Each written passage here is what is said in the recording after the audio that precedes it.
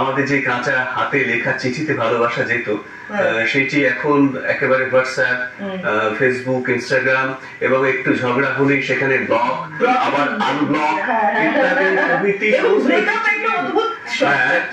Coffee খাওয়ার মতো, এবং কফি শেষ হয়ে যেভাবে আমরা উঠে যাই তেমন। এবং তারপরে প্রত্যেকটি পর্বেই এত মানবিকতার পালার সঙ্গে প্রযুক্তি যুক্ত হয়ে আছে। আগে অনেক চিঠি লেখা হতো, ভালোবাসার চিঠি, সেগুলো হয়তো রাগের নির্যাস তার মধ্যে থাকতো, কিন্তু চিঠিটা ড্রপ করতে যাওয়ার সময় হয়তো মনে হতো সেই রাগ অনেকটা পড়ে গেছে, আর চিঠিটা ফেলাই হতো না এক পাশে।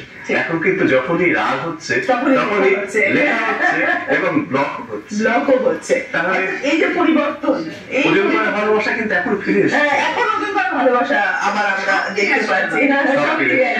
তাহলে পুরোনো দিন আমরা আবার ফেরত পাবো বলছো, একটা আশা রয়েছে। রীতির কাছে যাবো, তাই তো? রীতি কি শোনাবে এখন? আচ্ছা, চিঠিপত্রের কথা উঠলো, তাই ওই সবটাই তো জুড়ে জুড়ে থাকে। ঠিক, একটা সময় সত্যি চিঠি লেখা হতো, সেই চিঠিগুলো কেউ না কেউ পৌঁছে দিত সেই প্রিয় মানুষের কাছে। ঠিক, তাই আমরা যদি সেই ডাকঘর করাতে ভুলে যাই, কারণ এখন আমরা সবটাই ভুলতে বসেছি, কারোর হাতেই সময় নেই, কেউ আর ঝুমঝুম করে রাত্রিবেলা দৌড়ে গিয়ে সেই ভোরের মেইলে পৌঁছে দেওয়ার কথা ভাবে না চিঠিকে। আর তুই রাড়ে আছো। তো এই সময় দাঁড়িয়ে সত্যি কি নস্টালজিক হয়ে পড়লাম। আলোচনা এত সুন্দর হচ্ছে, এবং এই রানার আমার কোথাও মনে হয় এই কবিতাটা শুধু একজন ডাকঘর করার কবিতা হতে পারে না, আত্মজীবনের প্রকাশ। একদম আমাদের প্রত্যেকের জীবন, প্রত্যেক দিনের যে সংগ্রাম, প্রত্যেক দিনের দৌড়, সেটা বোধহয় কোথাও জুড়ে রয়েছে। তাই সুকান্ত ভট্টাচার্যের রানার কবিতাটা বরং শোনায়।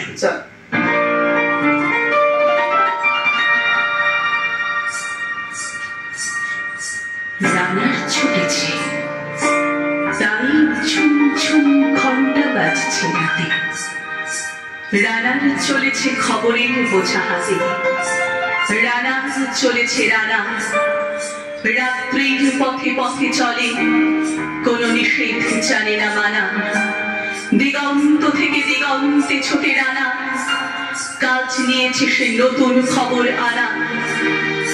রানার রানা জানা অজানা বোঝা যে তালে থাকে, বোঝাই জাহাজে রানার চলেছে চিঠি আর সংবাদে, রানার চলেছে বুঝি ভোর হয় হয়, আরো জোরে রানার দৌড় দৌড়, তার জীবনের স্বপ্নের মতো পিছে সরে যায় কোন, আরো পথ বুঝি হয় লাল পূর্বকোণ।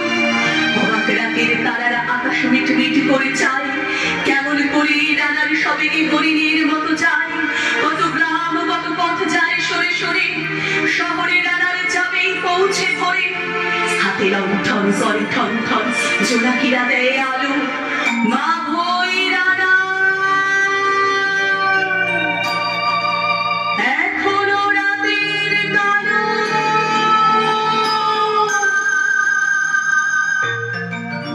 এমনি করেই জীবনের বহু বছরকে পিছু ফেলে পৃথিবীর বোঝা ক্ষুধিত রানা পৌঁছে দিয়েছে মিলে, ক্লান্ত শ্বাস ছুঁয়েছে আকাশ, মাটি ভিজে গেছে ঘামে, জীবনের সব রাত্রিকে ওরা কিনেছে অল্প দামে, অনেক দুঃখে বহু বেদনায় অভিমানী অনুরাগে, ঘরে তার প্রিয়া একা শয্যায় বিনিদ্র রাত জাগে।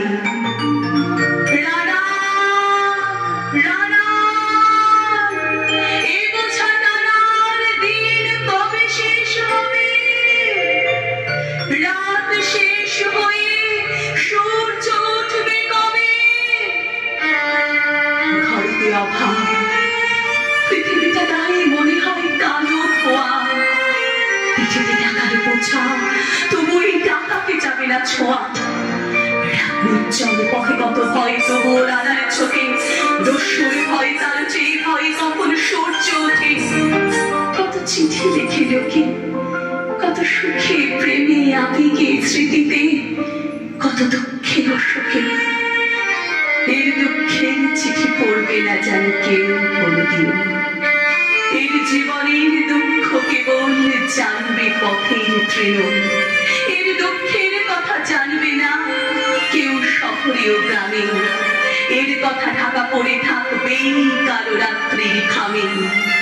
দরদে তারার চোখ তাপে মিটি মিটি, একে যে ভোরের আকাশ পাঠাবে সহানুভূতির চিঠি।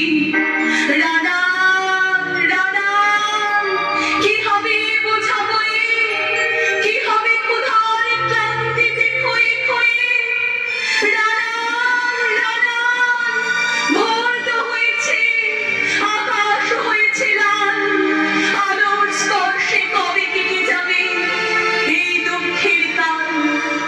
রানার গ্রামের রানা সময় হয়েছে নতুন খবর আনা, শপথের চিঠি নিয়ে চলো আজ চিরতা পিছনে ফেরে, পৌঁছে দাও এই নতুন খবর অগ্রগতির বেড়ে। দেখা দেবে বুঝি প্রভাতে এখনই নেই দেরি নেই আর, ছুটে চলো আরো বেগে দুর্দম রানা, ছুটে চলো আরো বেগে দুর্দম রানা, ছুটে চলো আরো বেগে দুর্দম রানা, ছুটে চলো আরো বেগে দুর্দম রানা, ছুটে চলো আরো বেগে দুর্দম রানা। অসাধারণ। কবিতাটা শুনতে শুনতেই আমার হেমন্ত মুখোপাধ্যায়ের রানার গানটির কথা মনে হচ্ছিল। মানে তখন যেরকম গায়ে কাঁটা দিচ্ছিল দেয়, এখনো রীতির সেই একই গায়ে কাঁটা দিচ্ছিল। এবং মনে হলো বাঙালি এটাও একটা ব্যাপার, পেশার পরিবর্তন। আমরা কিভাবে পেশার পরিবর্তন করে নিয়েছি দেখো।